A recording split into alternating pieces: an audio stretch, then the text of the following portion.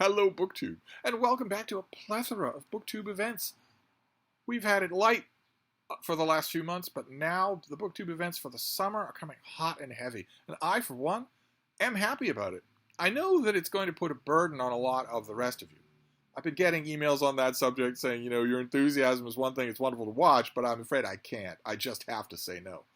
Uh, and I understand that completely. I agree with it completely. Your reading time is very limited.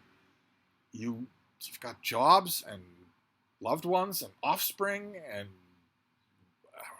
school, pants, responsibilities of all kinds. BookTube events are a lot of fun. I am embracing them this year around.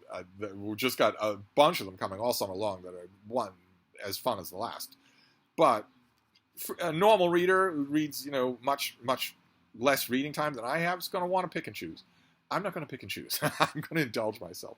And one of the BookTube events that I'm in this year, I'm a co-host, is Summer of Sport, which is going on all summer. Two of the BookTube events that I'm talking about in June are going on all summer, Book Trek and Summer of Sport. And the other two are just for June.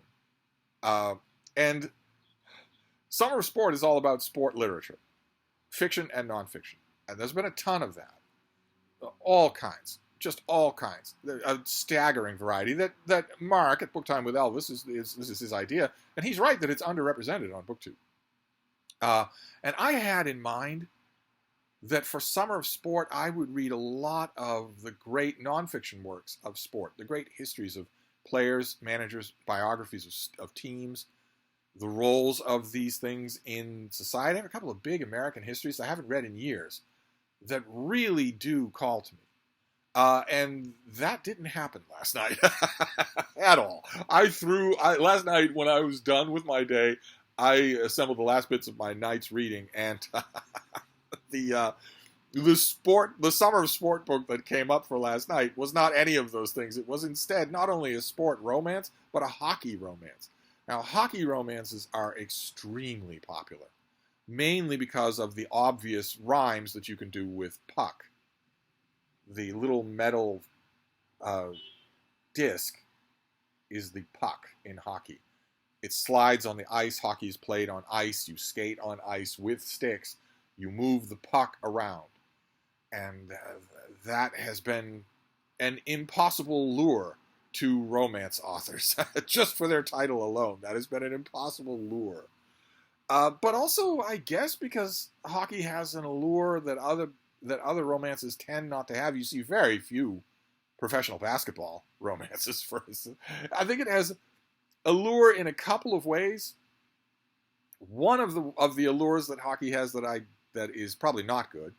We should definitely acknowledge it. I don't know how much we want to examine it. One of the allures that hockey has, I think, is racial. Is that if you have a sexy hockey star, he'll be white. Almost certainly he'll be white.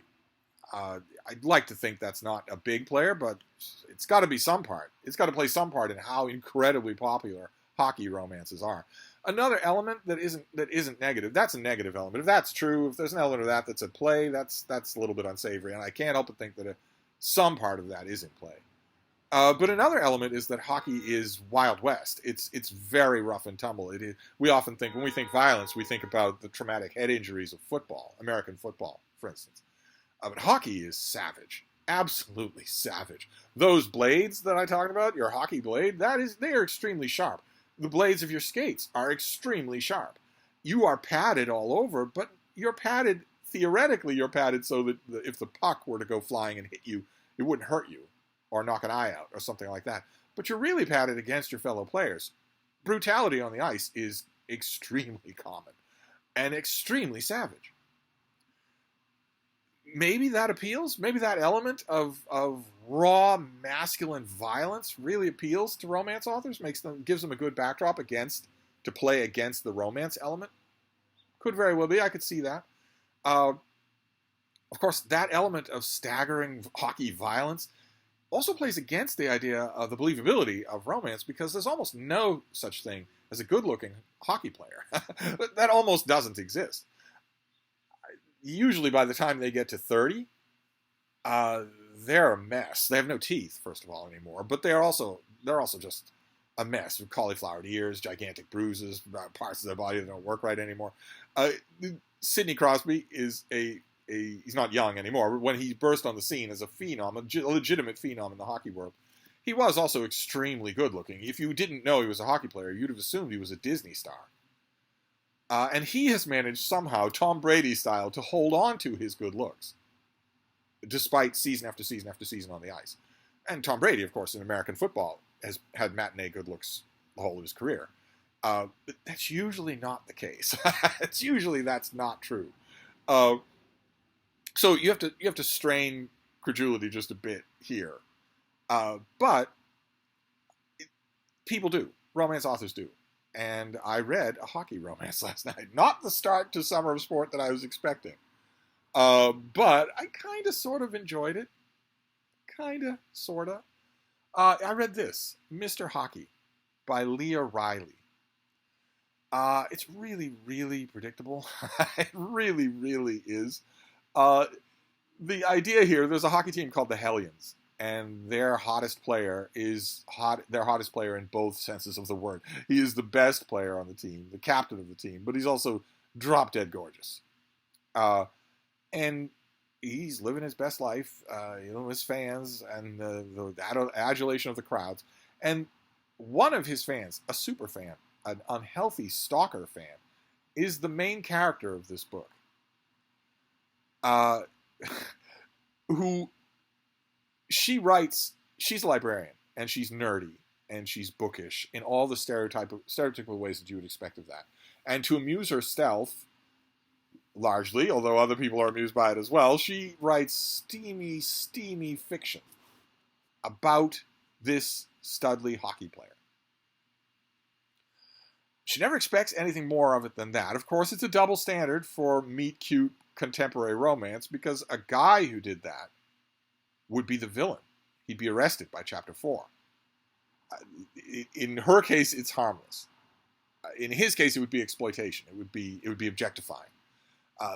She does that and never thinks anything of it, and she is getting ready. She's gearing up for a literary event at her library, when all of a sudden there's a last-minute cancellation, and they need somebody to bring somebody else in, another reader in, and it's him. It's the hockey star. Walks through the door of her library and slays everybody in their tracks, because even when he's not in uniform, he is gorgeous. Just the bee's knees. He's pucking everything. He's every pucking pun that you would want. This book is fairly light on the pucking puns. But why on earth? I mean, it's not believable. Why on earth would he be the last minute? The explanation that Leah Riley gives is not believable. Why he would be a last minute substitution, when, if anything, getting him to come to the library and do any kind of event would bankrupt this library. It would be 50 times what they could afford. That it's just the circumstances of the Meet Cute are not believable. I understand the burden that Leah Riley's under, because she, according to her own premise, she can't have a Meet Cute in any other way. The main character, the angel, would never in a million years actually meet the main character. Her hockey star, she would never in a million years actually meet him. It has to be that fate takes a hand and brings him to her library. And fate does. And they hit it off. And those scenes, the scenes where they hit it off, all the dialogue scenes here are wonderful. And fortunately, it's a very dialogue-heavy book.